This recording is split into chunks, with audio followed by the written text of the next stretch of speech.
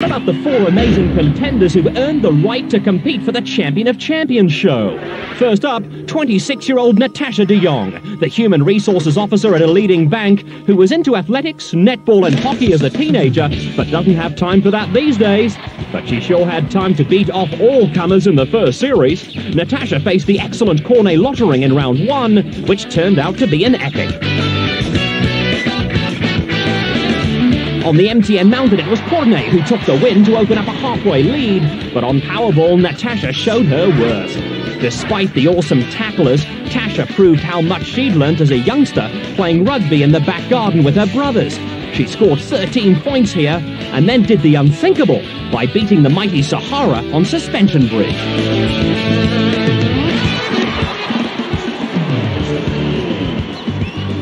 But Cornet had kept in the hunt with victories of her own, and Tasha had just the 1 second head start for the Eliminator. Cornet produced a powerful display to take a clear lead going into the final turn, but she just couldn't beat the Travelator, and Natasha was having trouble with the balance beam. Cornet couldn't overcome the dreaded Travelator at the second attempt, but once Tasha was off the beams, there was no holding her back. She sent her colourful supporters, and Opar in particular, into raptures, and she advanced to a second-round show against Gigi Shermally. Tasha quickly earned the nickname Tasha the Smasher after once again knocking Sahara down, but Gigi stole the spoils on the MTN Mountain. More fireworks in the hitting games helped Tasha to a 5-point lead for the Eliminator, and this time she'd learned from her first-round experience. Tasha stayed in front the whole way, and as before, when she got to the Travelator, there was no hesitation.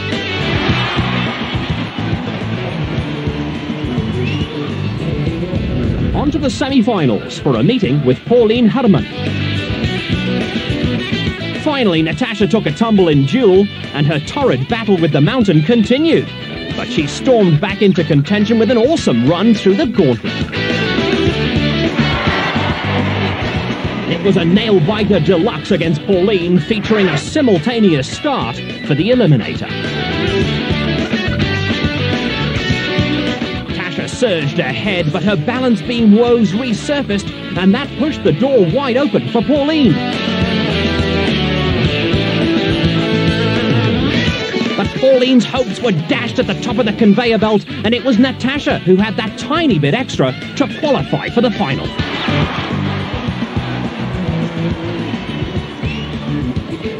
In that first ever ladies' final, Natasha met the petite but equally tenacious Nina Kay, who produced the most scintillating performance ever seen on Powerball.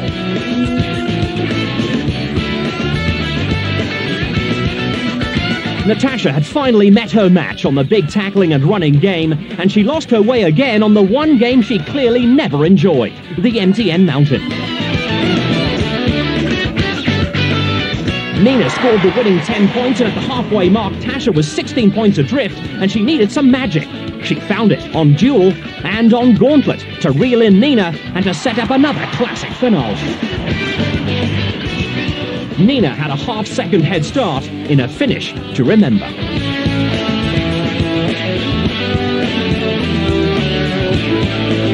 By the time they'd reached the do-or-die treadmill, Nina was poised for glory. Then, as Nina struggled to the top, Natasha thundered her way to a sensational comeback. 25-year-old Natasha de Jongh was our first female MTN Gladiators champion. In the men's competition, 26-year-old naval officer, industrial engineering student, and South African decathlete Christo Blignaut made a huge impression on proceedings. Kristo, wearing the yellow here, met Eugene Matzner in round one. Eugene came unstuck on the mountain, while Kristo flourished, although the Gladiators then gave him a hard time in the gauntlet. But Kristo had the last laugh on the Gladiators by taking 10 points on Hang Tough. That helped him to a 12.5-second head start for the finale. Kristo was breathtaking on the Eliminator course and cruised up the Travelator and into the next round.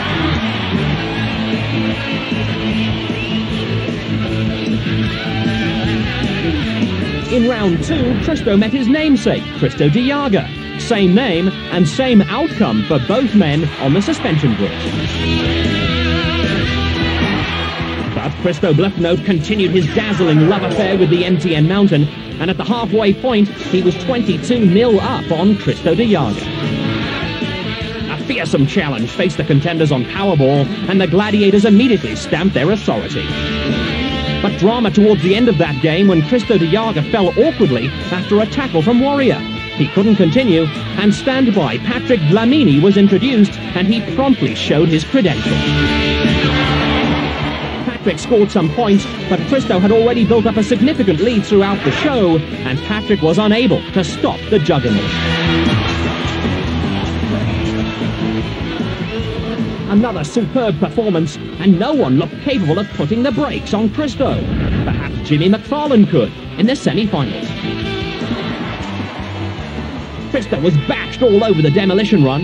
He scored his customary win on the mountain. And he tried to hold on but failed in hang tough.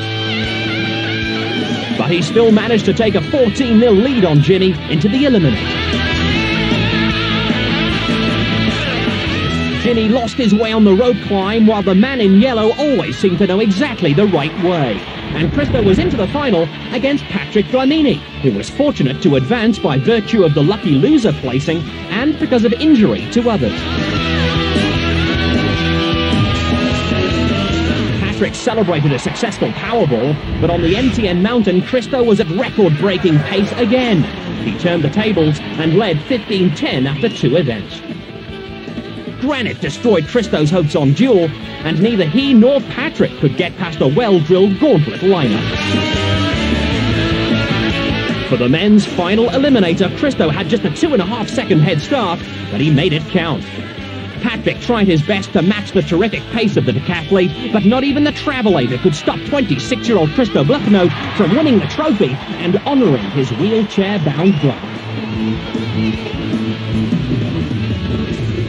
In the second series, Michelle Gray, the 19-year-old aerobic sport champion, sporting a red hairdo here, was a blonde bomber who grabbed good fortune with both hands in her competition.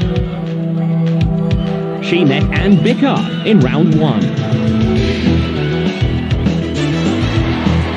Michelle lost by 10 points in Powerball, but she got the better of her opponent up the mountain to move to within 5 points of Anne.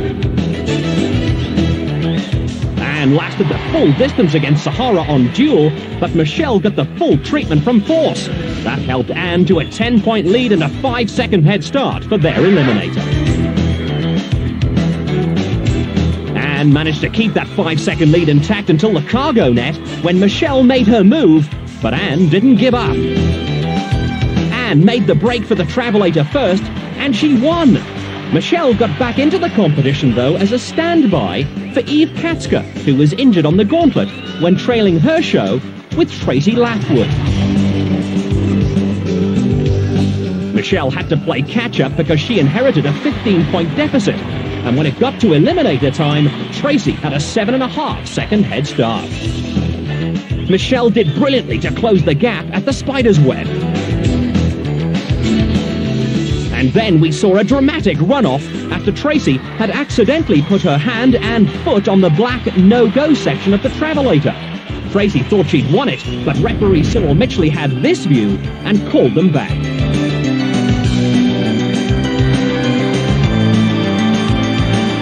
Tracy won, and Michelle was left to ponder elimination. But Gladiators is all about surviving the intense recording schedule, and ironically, she replaced Anne, who was injured in her semi-final with Griselda Petersa. Anne bowed out, and Michelle came in, but incurred a 5-point penalty because she had fresh legs. Griselda won on Hang Tough, and Michelle appeared to be heading for a similar result until she slipped. Once again, Michelle found herself having to chase as a substitute on the eliminator. Griselda would have a 5-second jump. Griselda held her lead for most of the decider, but by the time they got off the balance beams, it was anybody's race, although initially no one seemed to want to win it. After a lot of trial and error, an exhausted Michelle managed to defeat the Travelator, and for the first time, she experienced what it was like to be a winner. She'd qualified in the most roundabout way for a final against Kirsten Mayer. Powerball proved to be the usual bruising affair, while Kirsten continued to enjoy her excellent run on the MTN Mountain. Michelle couldn't master her climb, and at that stage, Kirsten led 10-4. Michelle took a pounding on Duel and had her arms stretched on Hang Tough. Kirsten had increased her advantage to 15-4 and took a good head start into the second series final eliminator. Michelle was getting used to chasing in eliminators, and she hauled in Kirsten, who couldn't conquer the Travelator first time. And nor could Michelle. It was a cliffhanger of note. Michelle was first to have a second go. 19-year-old Michelle Gray made it to the top and became the second female MTN Gladiators champion. On to the men in that second series, and the champion there was 27-year-old police fraud investigator Andre McDonald. Wearing blue here, Andre met Michael Toll in round 1. Andre took a huge hiding on Duel, but beat Michael in a terrific race up the MTN Mountain, and that took him into a 15-5 lead. 2 of the hardest ever gauntlet runs prevented the contenders from advancing their totals, so Andre had the lead and a 5-second head start for the eliminator.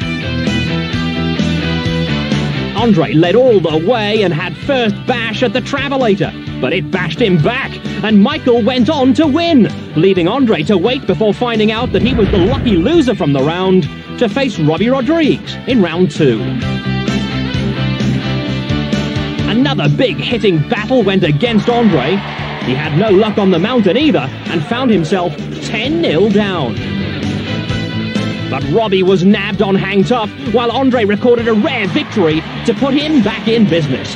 Another tantalizing prospect of a simultaneous start on the eliminator. Andre pulled away from his opponent before the sky ladder and kept his foot on the pedal to win the second round. And that earned him a semi-final shot at Calvin Robinson. Big Calvin was invincible on Demolition Run and produced a great start, while Andre was caught napping. Andre took full points on the mountain and nearly took Spider across for the win on Hang Tough. But defeat on Suspension Bridge meant he would need to chase and overtake Calvin on the eliminator if he was to get into the final.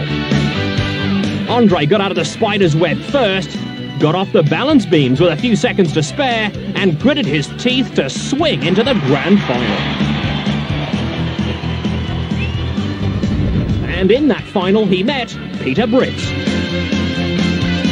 Powerball is always tough, especially in a final, and both men felt those tackles.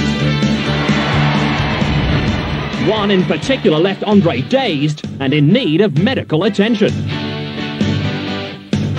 But he bravely marched on, and despite failing to score anything on the mountain, he led Peter 8-2.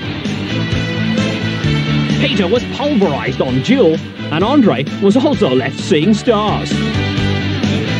No points for Peter on Hang Tough, but then the most extraordinary escape for Andre, who showed Spider who wears the pants. Memorable scenes for Andre and his girlfriend, and the scantily dressed contender commanded a very healthy head start for the final decider. Peter tried his best to cut down the gap, but 27-year-old Andre McDonald had a perfect run and conquered the Travelator to become the second men's MTN Gladiators champion.